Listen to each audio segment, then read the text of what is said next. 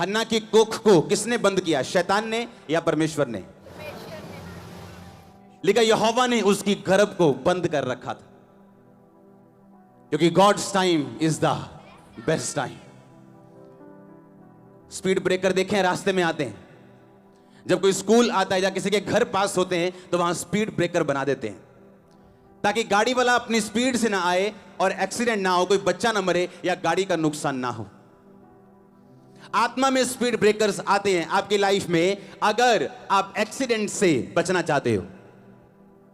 और वो आत्मा के स्पीड ब्रेकर जब आपकी लाइफ में आते हैं तब निराश नहीं होना, हताश नहीं होना, क्योंकि परमेश्वर आपको किसी बुरी एक्सीडेंट से बचा के आपको सुरक्षित रखना चाहते हैं। इमेजिन करो, जितनी बाइबल आप पढ़ते हो आज, जितनी पत्रियां आज आप पढ़ते हो, उनमें से बहुत सारी पत्रियां पौलुस ने तब लिखी थी जब वो जेल में था और रोमियो ने उसे बंद कर रखा था जेल में और छूटने का कोई चांस नहीं था, और उसी जेल में उसकी हत्या हुई और वो परमेश्वर के पास चला गया।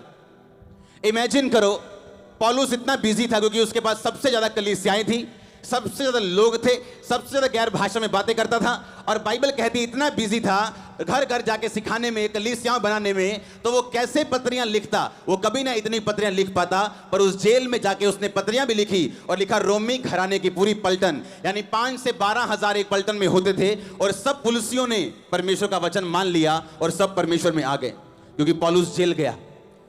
पौलुस का जेल जाना एक स्पीड ब्रेकर था।